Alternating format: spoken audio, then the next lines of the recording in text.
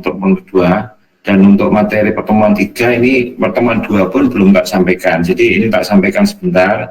Nanti saya mungkin saya tambahin tugas ya. Tugas itu kan juga belum pernah ada. Ini tak kasih tugas. Nanti tugasnya di akhir materi PPT. Ya, ini tak share dulu.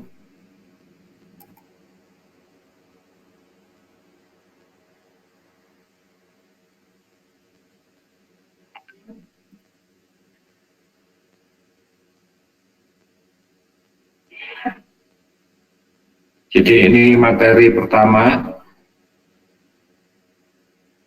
tentang pengantar dulu tentang DBMS dan sebagainya. Yang kedua ini ya tentang lingkungan basis data. Ini tak sampaikan. Kemudian nanti tolong tugas pertanyaan di halaman terakhir tolong dikerjakan ini ya.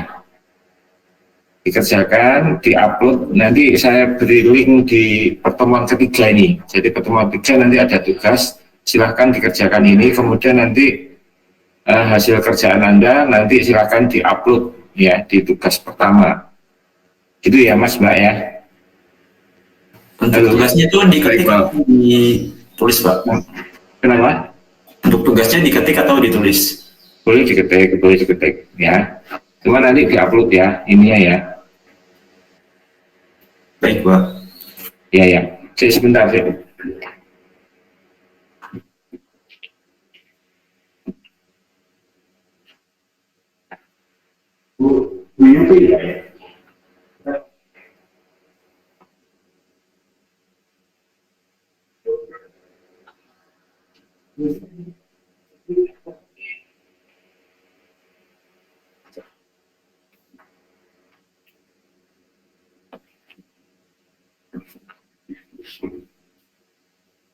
Ya, baik. Saya lanjutkan. Jadi ini pokok bahasanya ada beberapa hal. Ini diantaranya nanti di PPT juga ada. Langsung masuk ke materi ini sampai pembelajarannya. Kemudian masuk ke materi ini. Jadi di dalam basis data nanti ada lingkungan basis data ya. Bahwa di dalam penerapan basis data dan sistemnya, sistem basis datanya, nanti ada lingkungan, yang lingkungan itu memang saling mendukung, ya. Terutama di dalam segi software itu nanti ada ini. Jadi pengguna melakukan semua tipe pekerjaan dan keperluan mereka bervariasi menggunakan menggali data mining, memodifikasi, kemudian atau berusaha membuat data baru ya. Jadi mau update, mau membuat data baru dan sebagainya nanti dibutuhkan lingkungan ya. Jadi nanti secara umum ini sebenarnya ada dua jenis bahasa di dalam pengelolaan basis data. Yang pertama yaitu DDL, yang kedua adalah DML. Data Definition Language, yang kedua adalah Data Manipulation Language.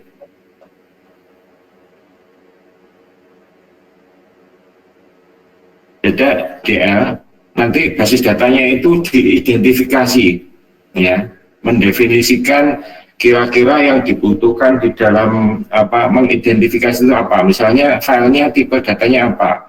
File mahasiswa yang terdiri dari atribut NIM, atribut nama, atribut jenis kelamin, atribut agama, dan seterusnya. Masing-masing harus didefinisikan dengan benar, ya. Kalau nama ya biasanya karakter atau string, ya. Panjangnya ditentukan saja, misalnya sampai 25 kata maksimalnya. Nah, monggo itu bagian DDL, mendefinisikan lanjutnya, ya.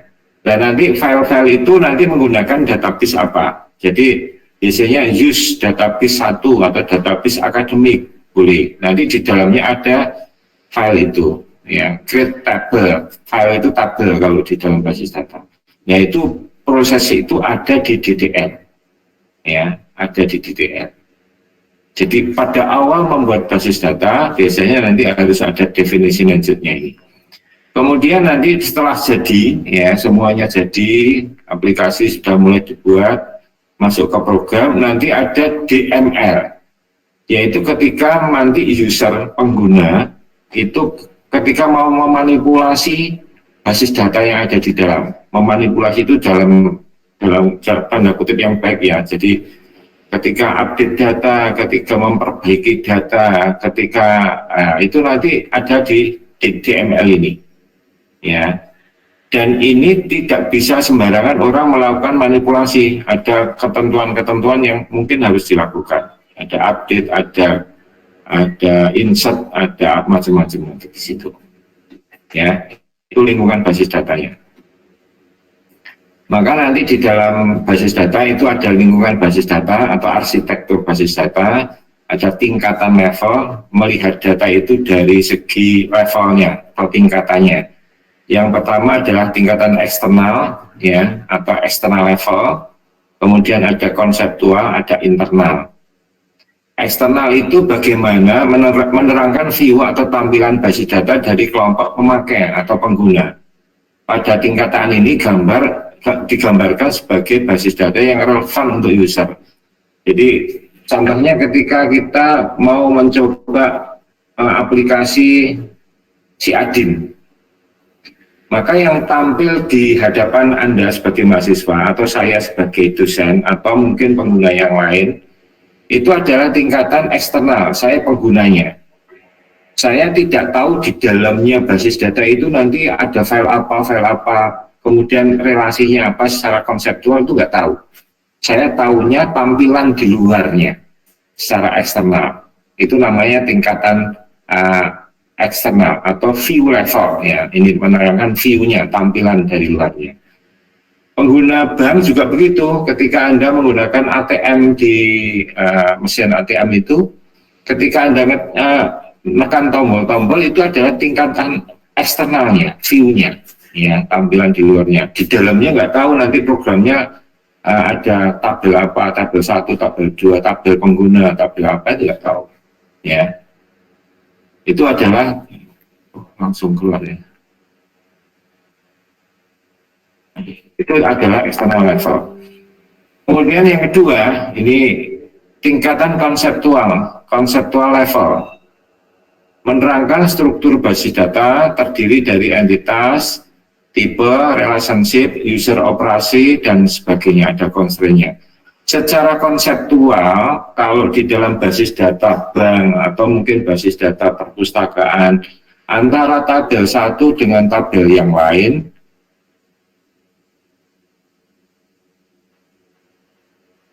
itu relasinya bagaimana atau relasinya bagaimana?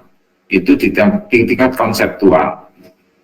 Ketika Anda sebagai mahasiswa mau mencetak transkrip nilai atau mencetak yang lain, ya, itu nanti pengguna di administrasi di TU misalnya itu nanti mencetak secara fisik di dalam tidak tahu, secara konseptual tidak tahu, padahal itu untuk mencetak suatu informasi transkrip nilai itu tidak hanya dari satu tabel, mungkin dari beberapa tabel, tapi kita nggak tahu. Nah, itu tingkatan itu ada di tingkatan konseptual. Di tingkatan konseptual ini, ya. Kemudian tingkatan yang paling dalam adalah tingkatan internal level. Jadi bagaimana secara fisik data itu dibangun, ya, dibuat, dirancang, itu tahu persis di internal level. Secara fisik, ya, termasuk dari mulai create table, create basis data, itu tahu betul di situ. Nah, itu namanya di tingkat internal. Artinya biasanya ini dilakukan oleh seorang programmer coding, ya, yang membuat program. Kalau ini adalah perancang basis data, Mas. Jadi ini programmer, ini biasanya perancang basis datanya, bisa juga analisis basis datanya. Kalau ini pengguna dari luar, ya, yang eksternal level itu. Nah, ini internalnya kelihatan di sini ada storage-nya. Oh, ini nanti disimpan di mana, tahu persis ini, ya. Nah, secara konseptual ini antara tabel satu dengan tabel yang itu berrelasi, ya. Nanti secara konsep itu bagiannya analis, ya. Kalau ini bagiannya programmer. Kalau ini pengguna, ya, pengguna itu external levelnya tadi. Ini tingkatan level dilihat dari arsitektur dari basis datanya. Gitu. Kalau di sini langsung kelihatan isian ketika mengisi form, form mahasiswa itu nanti kelihatan apa? Ada NIM, ada nama, ada umur, dan seterusnya. Nah, kalau di sini nanti mungkin di sini jadikan satu tabel transaksi gitu ya. Nah, nanti jadi satu, nanti cuman ini merupakan gabungan atau file transaksi dari beberapa tabel. Nah, secara ini nanti di internalnya ketahuan bahwa ini tabel staff terdiri dari apa, name, panjangnya 15 dan seterusnya. Strukturnya tahu persis ini. Nah, secara konseptual, nanti Anda di sini diajari bagaimana secara konseptual itu basis data itu. Nanti belajar mulai minggu depan mungkin sudah mulai merancang ya. Jadi high level or konseptual yang mudah dimengerti oleh user menggunakan konsep entity, attribute, dan relationship. Nah ini, jadi di dalam konseptual tadi antar entitas ya. Entitas itu representasi dari objek dari dunia nyata, misalnya mahasiswa, nasabah, barang, dan sebagainya, itu entitas. Nah, entitas itu nantinya itu akan menjadi sebuah tabel sendiri. Kemudian nanti ada istilah atribut. Atribut itu adalah menggambarkan karakteristik dari entitasnya, ya, representasi dari properti yang dimiliki oleh suatu entitas ini, ya. Yang namanya mahasiswa itu toh, ya, ciri-cirinya kan harus punya NIM, harus punya nama, ya, jenis kelaminnya apa, agamanya apa, ya, kemudian nama orang tuanya di mana, asal SLTA-nya di mana. Itu adalah karakteristik dari sebuah entitas mahasiswa. Kalau entitas nasabah bank, kira-kira apa isinya, Mas? Atributnya. Mas, Mbak, masih dengan saya? Masih, Pak. Apa? Kalau nasabah bank apa kira entitasnya? Rekening, Pak. Nomor rekening. Nama ini juga ada, ya, alamat mungkin, ya. Kalau isian ada, boleh dikatakan nomor KTP, ya, dan sebagainya. Itu adalah atribut-atribut sebagai pengenal untuk entitas. Jadi biasanya di dalam entitas nanti ada atribut-atribut ini, ya, mesti itu. Nah, kemudian nanti di dalamnya ada relationship atau hubungan antara beberapa entitas. Misalnya hubungan antara entitas pegawai dengan entitas proyek atau pelaksana proyek, ya, itu mesti ada. Atau entitas dosen dengan entitas mahasiswa. Sebenarnya entitas itu saya dengan jenengan sama-sama orangnya. Kalau dikatakan bahwa sama-sama orang, kalau dikatakan sebagai warga negara atau warga kota Semarang misalnya, itu menjadi satu entitas saya dengan jenengan. Karena fungsinya di dalam pengelolaan di entitas ya di dalam sistem kota Semarang, saya dan jenengan mungkin dengan orang tua Anda itu sebagai warga negara Semarang, berarti sama menjadi.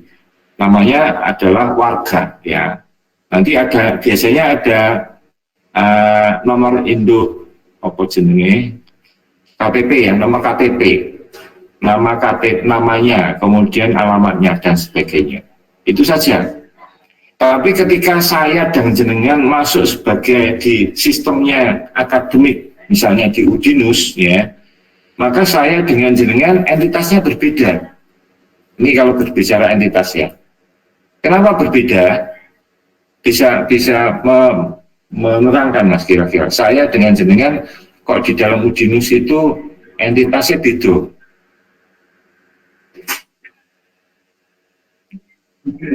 Loh. Ya, akhir. Saya sebagai apa namanya? Sebentar ya, ini ditunggu. Saya rapat ditunggu sebentar. Tak break 1 menit, Pak.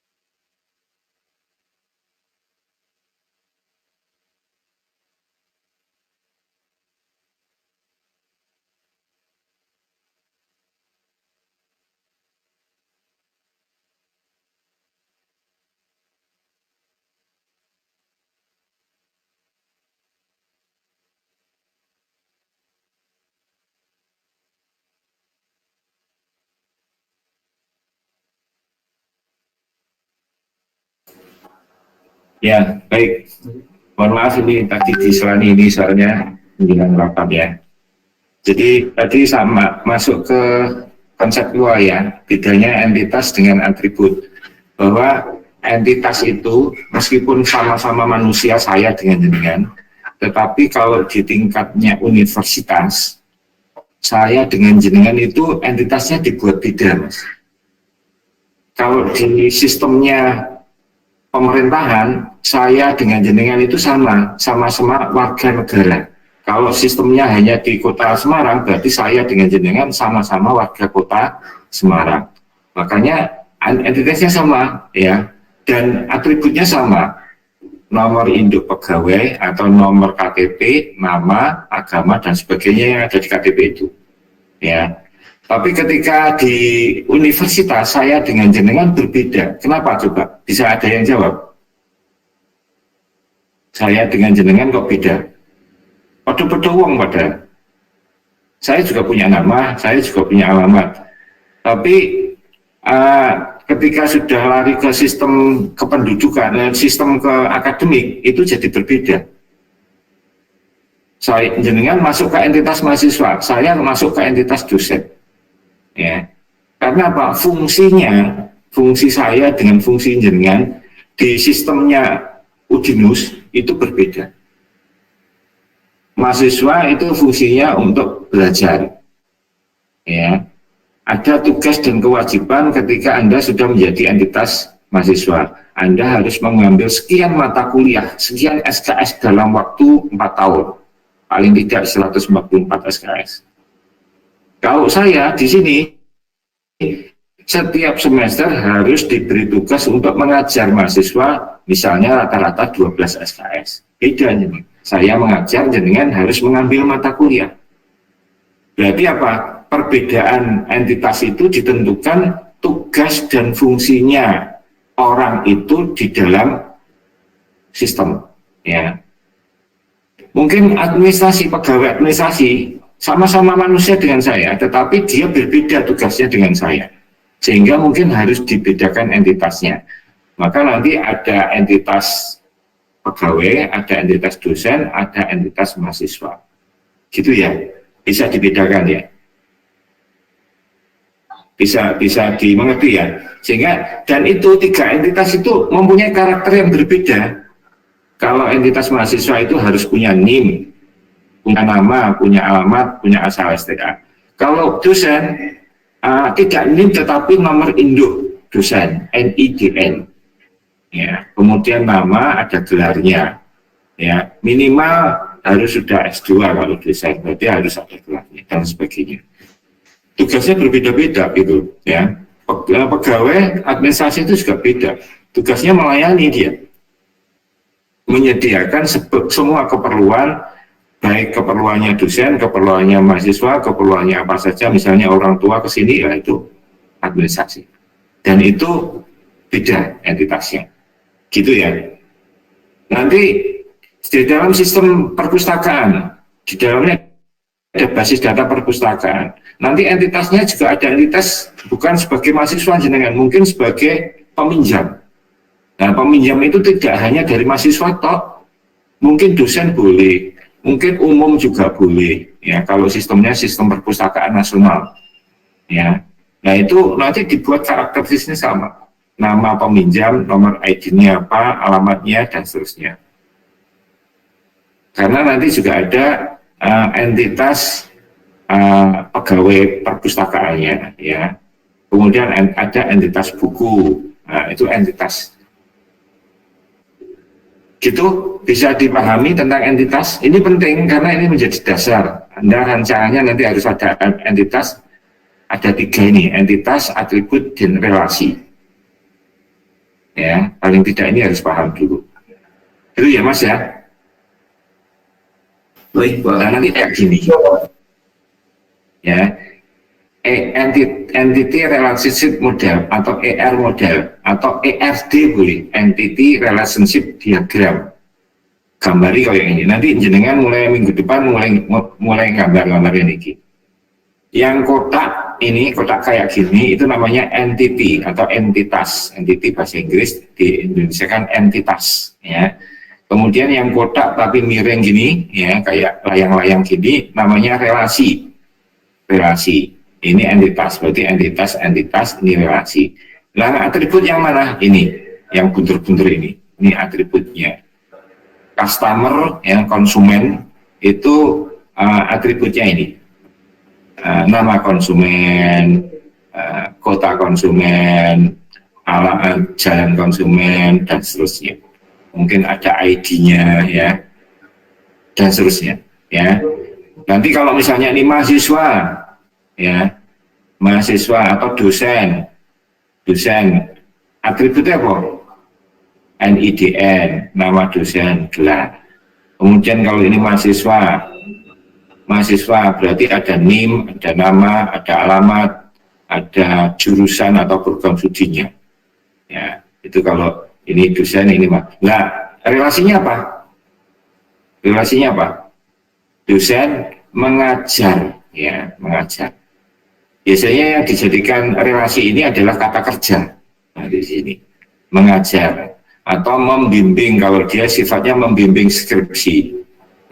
Mahasiswa, dosen membimbing mahasiswa. Dosen bisa jadi mengajar, ya, kayak ini mengampu mata kuliah, ya. Ini kita kira gitu ya. Nanti gambarnya gini. Jadi yang namanya relasi itu menghubungkan antara 2 buah entitas, bukan 2 buah, ya, yang dijadikan kata kerja ini nanti biasanya kata kerja. Nanti dimungkinkan di sini juga ada atribut, namanya atribut transaksi ini nanti, ya. Biasanya yang dipakai adalah atribut yang ada di 2 ini, di 2 entitas ini. Gitu ya. Nanti konsepnya seperti itu Mas Mbak, yang namanya ERD itu. Ada yang ditanyakan? Sampai sini dulu. Saya lanjut ya. Representasional atau implementasi dari data model, konsep yang dapat dimengerti oleh user menggambarkan organisasi data dan kemudian tanpa detail penyimpanan dalam komputer. Ini cuma aja teoritisnya. Jadi nanti konsepnya di dalam record, ya, record itu di dalam tabel nanti modelnya record itu ini atribut-atributnya ada NIM, ya, bentuknya tabel itu kan kayak kotak-kotak itu ya. Kalau yang baris itu namanya record. Di dalam record itu ada ini, ada kolomnya, kolom data. Kolomnya itu namanya ini, nama, street, city, itu kolom datanya atau atribut. Ya, kalau di sini tadi atribut. Nah, ini atribut itu kolom data. Kolom data. Kalau entitas ya sak kotae, sak tabel itu namanya entitas.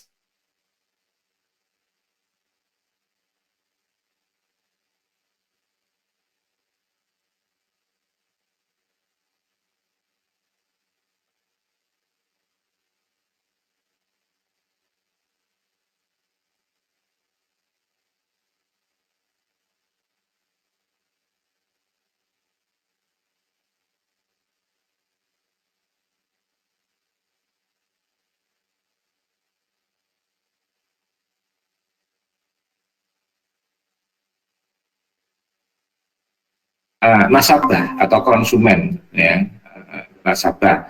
Nanti ada garisnya berarti nasabah satu, nasabah dua, nasabah tiga. Berarti yang namanya entity itu adalah jumlah yang kira-kira banyak berupa penjualan misalnya atau entitasnya apa? Barang. Barang, barang. Jadi nanti ada tabel barang gitu. Entitas itu tabel ya, tadi ada barang gitu ya. Nah nanti kolomnya apa? Nama barang, jenis barang, jumlah barang, harga, ya. Misalnya barangnya kan berarti ada berapa record banyak ya. Barang satu namanya kursi, barang dua meja, barang tiga misalnya penghapus, barang tiga penggaris dan seterusnya, barang itu nama barangnya, ya. Meja, nama barangnya meja, harganya apa, satuannya terdapat ada 5, punya stok 5 misalnya, harga satuannya berapa, barang ini berapa, itu namanya atribut, ya. Berarti barang namanya entitas. Kemudian apalagi kira-kira kalau mau merancang basis data inventory persediaan barang? Konsumen. Barang itu kan ada yang membeli ya. Iya. Nah, berarti nanti ada entitas konsumen. Konsumen membeli barang, gitu ya. Relasinya gitu, ada konsumen kotak itu membeli kotak miring, barang kotak. Jadi konsumen membeli barang. Ya, berarti konsumen menjadi entitas. Kira-kira entitas konsumen atributnya apa? Nama, apalagi?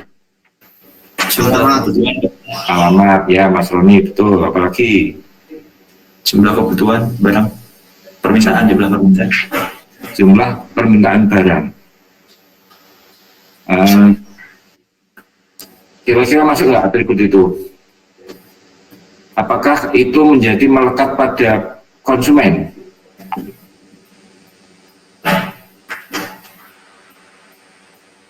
Gimana? Ya, belum. Berarti jangan masuk atribut ke konsumen. Nanti atribut jumlah yang dibutuhkan itu ketika terjadi transaksi, Mas Sefurizal, ya. Jadi konsumen itu yang melekat pada konsumennya itu, ya, ada nomor induknya konsumen, nama konsumen, alamatnya, jenis kelamin boleh, kalau ditambah agama juga boleh. Tapi jumlah kebutuhan barangnya jangan diletakkan di konsumen, tetapi nanti terjadi transaksi membelinya itu. Ketika dia membeli barang, jumlah barang yang dibeli berapa, gitu ya. Nah, gitu ya, Mas. Jadi itu ketika transaksi beli, nanti adanya di sini,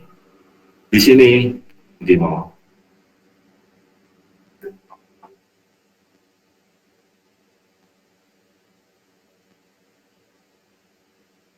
Barang, ini membeli. Nanti atribut jumlah yang dibeli itu ada di sini, ya. Tapi yang customer itu ya nomor ID customer, nama customernya, alamatnya, kotanya, dan seterusnya boleh, ya, itu. Tapi kalau jumlah barang yang dibeli di sini, ya. Kalau jumlah stok barangnya di sini, ini misalnya barang bukan account ya, kalau membeli barang, ini berarti kode barang, nama barang, harga satuan tadi, ya. Itu ya. Bisa dipahami enggak?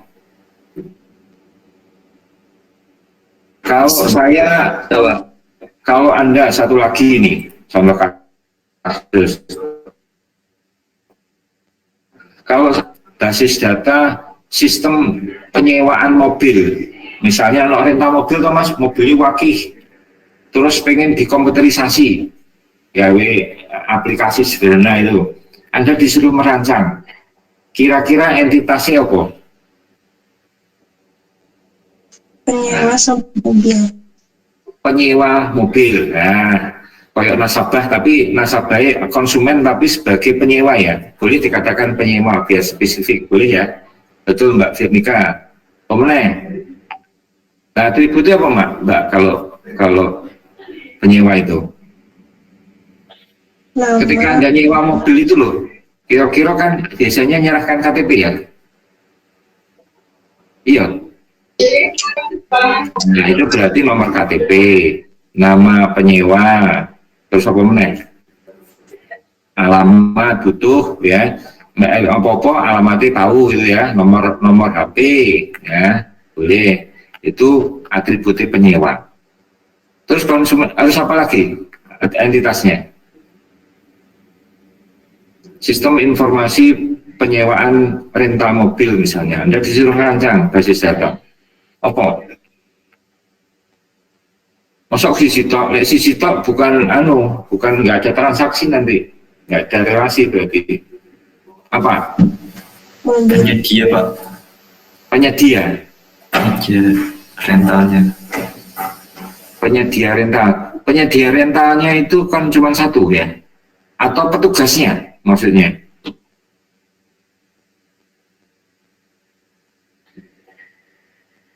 Ya, itu petugas boleh. Petugas rental itu kan ada 5 orang, nanti yang melayani itu siapa ya? Ada petugas boleh. Apalagi? Sales, Pak. Sales. Ya podo itu sebenarnya ya boleh sales, tapi kalau besar ya, kalau butuh sales. Tapi kalau nggak terlalu besar nggak butuh sales ya. Nggak apa-apa kalau sales mau dimasukkan. Kadang-kadang kalau mobil-mobil besar itu nanti butuh sales. Jadi yang membawa penyewa ke sini lewat sales siapa juga boleh, nggak apa-apa. Apalagi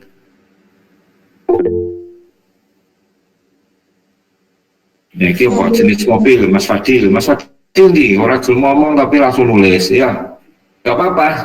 Jenis mobil termasuk entitas saja bukan itu? Atribut. Nah, entitasnya apa berarti Mbak? Mobilnya. Jadi entitas mobil itu menjadi entitas. Nah, atributnya apa berarti entitas mobil itu? Jenis mobil, jumlah mobil. Berarti ada kode mobil. Kode mobil tidak cukup, biasanya nomor mobil itu apa sendiri? Nomor polisi, Pak. Nomor polisi, ya, itu nomor polisi mobilnya. Kemudian nama mobilnya atau jenis mobil, misalnya Toyota Avanza. Nah, misalnya lagi Honda Brio, itu kan jenis mobil aktif banget, ya betul nggak? Nah, terus apa mana atributnya? Apa? Nomor mobil, jenis mobil, terus apa mana?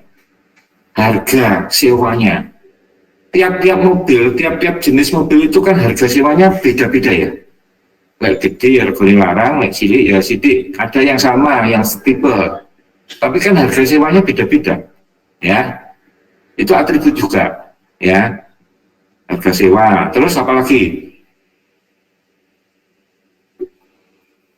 Tahun mobil, Avanza tahun 2020, Avanza 2019. Nah, boleh toh dikasih atributnya? Pokoknya karakter-karakter itu menjelaskan tentang mobilnya. Mau diberi tambahi warnanya boleh, warna merah, warna apa, tapi sebenarnya di namun sudah ada. Tapi kalau mau di situ biar kelihatan tidak apa-apa, ya. Itu ya, itu namanya apa? Dan nanti di dalam transaksi rancangan itu nanti berarti penyewa meminjam